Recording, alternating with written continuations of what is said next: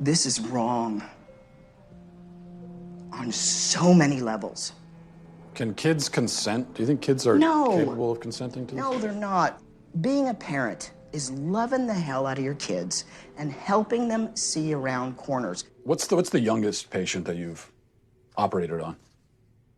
The youngest patient I've done vaginoplasty on is age 16. Do you worry that minors just don't understand enough about themselves? They're not neurologically developed enough yet to make permanent life-altering decisions?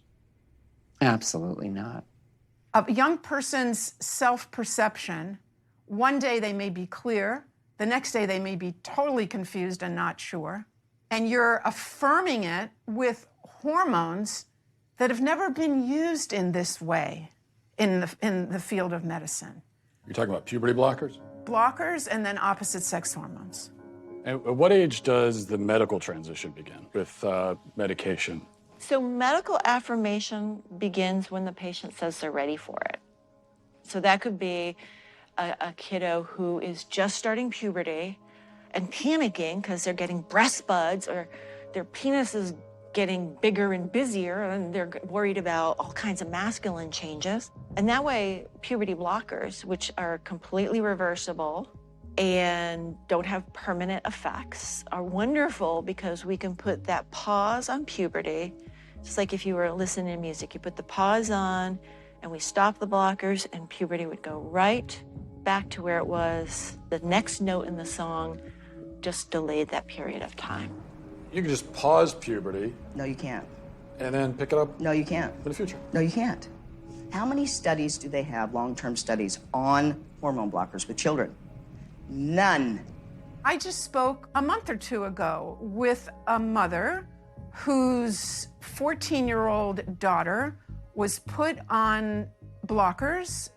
They discovered after 2 years, this 14-year-old girl has osteoporosis. That's something that like old women get. How can doctors assure parents that a certain medicine is totally safe if, based on what you're saying, they can't possibly know that? How can they be removing the healthy breasts of 15-year-old girls?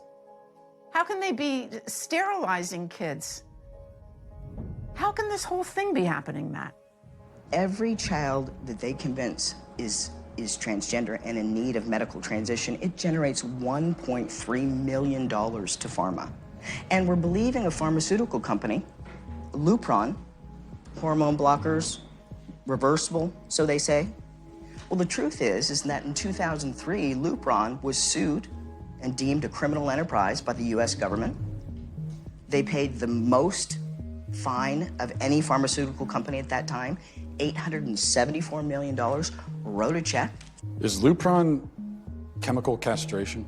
Yes. We're giving it to pedophiles, aren't we? We're giving it to people that are dying, and we're giving it to kids, telling them that they were born in the wrong body and it's completely safe. One of the drugs used is Lupron, right? Which has actually been used to chemically castrate sex offenders? You know what?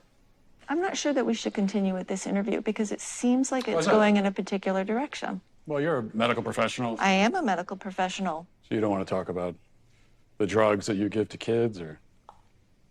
Again, I'm a physician and I use medication.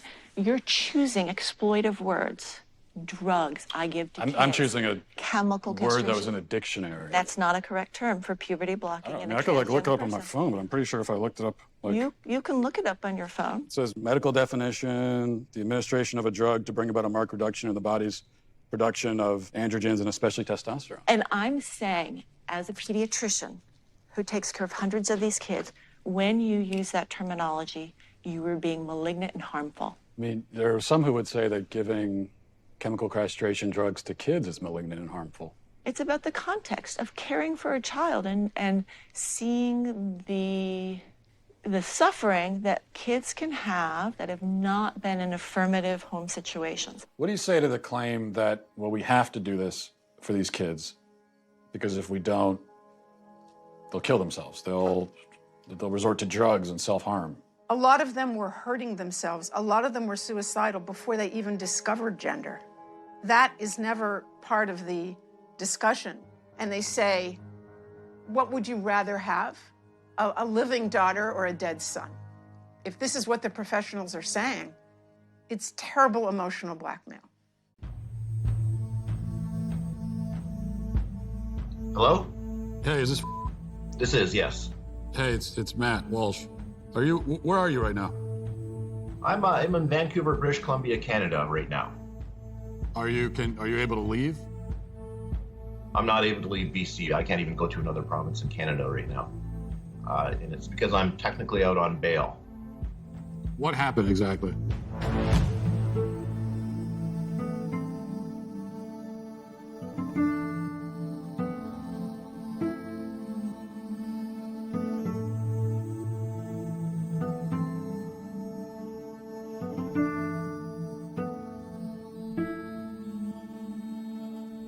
How exactly did this get into the courts to begin with? Right, so what happened is we set up a meeting with BC Children's Hospital. And according to the BC Children's Hospital website, there's going to be a thorough evaluation, and I'm thinking, good, this is going to be the end of it all. They're going to clearly see that my child is not the opposite sex. So my ex-wife brings my child into BC Children's Hospital.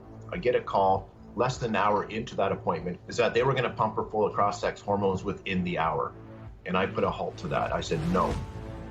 They agreed to stop for the moment. They figured, well, let's get the dad on board too. This is all going to be better. Let's just get everybody on the same page. I said, it's not going to happen. So I get a letter from BC Children's Hospital in December of 2018, and it says that under the BC Infants Act, they will start injecting my child with cross-sex hormones, and I have 2 weeks to respond with legal action if I so choose. And so that's how I ended up in court, because I did respond with legal action. So you called your daughter a she, and you went to jail for that? It's considered criminal violence to not use the preferred pronouns. It is no different than, let's say, I were to take a broomstick and whack one of my kids over the head. So they were treating it in a similar fashion, that mispronouncing my child was the equivalent of family violence. Is she on the hormone pills now? She is. The court ordered that she could do whatever she wanted. 2010 until, I would say, 2016, I would say 80% of my clients were trans youth. Now it is, you identify, you take hormones, you do surgery. There isn't any other pathways. So if you have two parents, one parent wants to affirm the trans identity, the other parent doesn't, who wins that battle? The one who wants to affirm. Every time? Every single time. The goal is to get the parents to affirm the kid.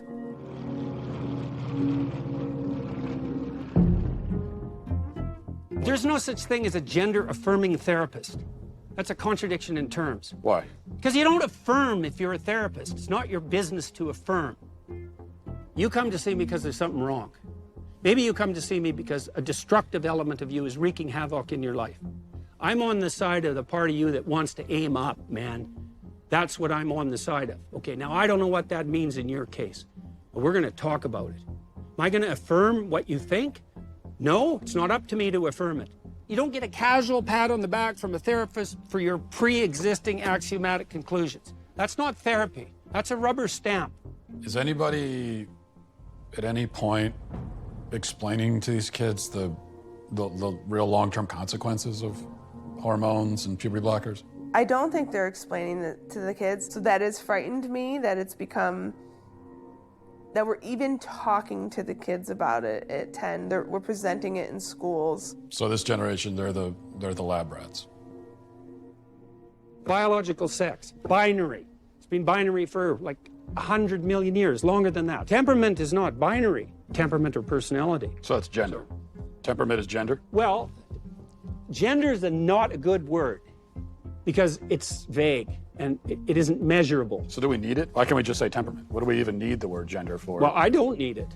Yeah. But what I would say is that people who talk about the diversity in gender are actually talking about diversity in personality and temperament, but they don't know it. You can have a masculine temperament if you're a woman. Maybe 1 in 10 women have the average temperament of a man. And you can have feminine men temperamentally. And it's not that uncommon because the differences between men and women temperamentally aren't that great. There are masculine girls. There are feminine boys. What are we going to do about that? Carve them up? You, as someone who started your professional life, you know, transgender care. Yeah. Now you're sitting here talking to me. And I'm a dangerous man, I've been told. Mm-hmm. Are you worried about reprisals? Are you worried about how this is going to play among your professional peers? I am worried that I can't have conversations with any other peers. I don't know any other peer that will speak to me around these things that question it. I just don't think developmentally this is helpful to our children. You step wrong as a therapist, you say the wrong thing once and like your bloody career is over. And now it's the same with physicians. How's that gonna work? You're gonna go have an honest conversation with your physician when he's terrified out of his mind that he'll say something politically incorrect during the diagnostic processes? Hey man, you're sick with whatever you wanna be. See you later. You want a prescription for something? I left academia because the climate had become too stifling politically, especially when it comes to the topic of gender identity and the science of gender. It is absolutely impossible to do good research. You basically have to decide beforehand what you're going to find so that you don't upset activists, and that is not how you do science. Why has this shift occurred where all of a sudden gender and sex have become so politically and culturally charged? There's a really ugly history between sex researchers and transgender activists.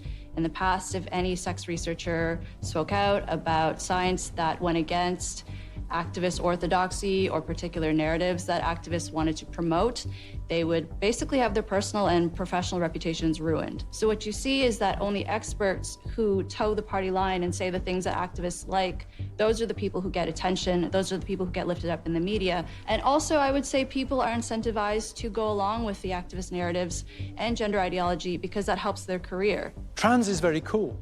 Trans is a way of giving yourself value, given the way society at the moment is functioning. All of the things that used to give us anchors of identity have become very fluid or very volatile in recent years. And into that context, I think what you find then is new identities start to fill the void or the vacuum.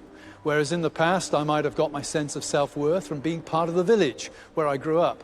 Now I might get my sense of self-worth through being part of the online community that I connect with, or part of the sexual identity community. So now we are seeing kids that are identifying as animals going to school, and they are purring instead of answering questions, and they meow, and the teachers are not allowed to question it because it's considered a queer identity. So you have kids that are going to school and they're saying, I'm a cat. Mm-hmm. And the teachers have to affirm them as a cat. Yes. So it's so not schools just are the like young ones. literal zoos now, basically. They are.